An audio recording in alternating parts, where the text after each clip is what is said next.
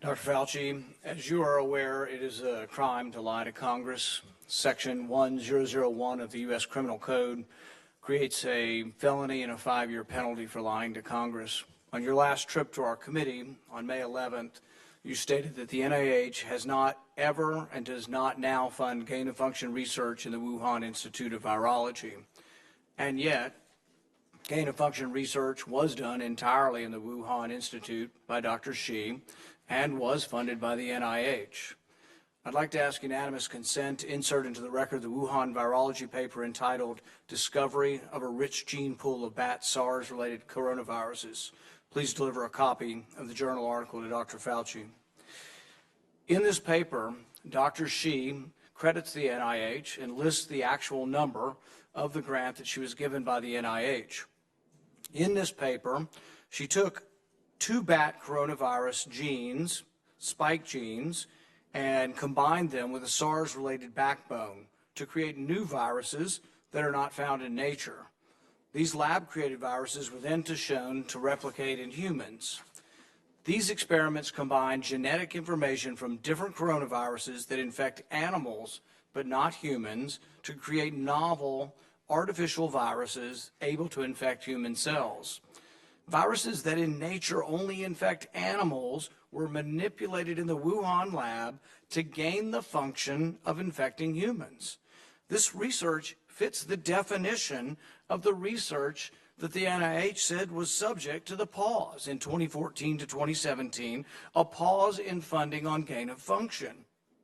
But the NIH failed to recognize this, defines it away, and it never came under any scrutiny. Dr. Richard E. Bright, a molecular biologist from Rutgers, described this research in Wuhan as the Wuhan lab used NIH funding to construct novel chimeric SARS-related coronaviruses able to infect human cells and laboratory animals. This is high-risk research that creates new potential pandemic pathogens that exist only in the lab, not in nature. This research matches, these are Dr. E. Bright's words, this research matches, indeed epitomizes, the definition of gain-of-function research, done entirely in Wuhan, for which there was supposed to be a federal pause. Dr. Fauci, knowing that it is a crime to lie to Congress, do you wish to retract your statement of May 11th where you claimed that the NIH never funded gain-of-function research in Wuhan?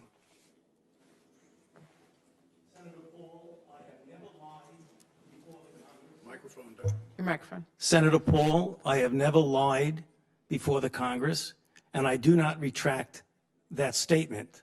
This paper that you are referring to was judged by qualified staff up and down the chain as not being gain of function. Let me finish. You take an animal virus and you increase its transmissibility to humans, right. You're saying that's not gain of function? Yeah, that is correct. And Senator Paul, you do not know what you are talking about, quite frankly. And I want to say that officially. You do not know what you are talking about. Okay, you get NIH, one person. Let's read from the NIH definition of gain of function. This is your definition that you guys wrote. It says that scientific research that increases the transmissibility among mammals is gain of function. They took animal viruses that only occur in animals and they increased their transmissibility to humans. How you can say that is not gain of function? It is not. It's a dance, and you're dancing around this because you're trying to obscure responsibility for 4 million people dying around the world from a pandemic. And let's send Dr. Fauci. I have to, well, now you're getting into something. If the point that you are making is that the grant that was funded as a sub-award from EcoHealth to Wuhan created SARS-CoV-2. That's where you are getting. Let me finish. We don't know. Well, wait a minute. It did come from the lab, but all the evidence is pointing that it came from the lab, and there will be responsibility for those who funded the lab, including yourself. I totally This committee will allow the witness to respond. I totally resent the lie that you are now propagating, Senator, because if you look at the viruses that were used in the experiments, that were given in the annual reports, that were published in the literature, It is molecularly impossible. No one's saying those It viruses is- caused it. it No is one is alleging that molecularly- those viruses caused the pandemic. What we're alleging is that gain-of-function research was going on in that lab, and NIH funded it. That You is can't not- get away from it. It meets your definition, and you are obfuscating the truth. I'm not obfuscating the truth. Senator You are the Paul's one. time is expired, but I will allow the witness to. Let me just finish. I want everyone to understand that if you look at those viruses,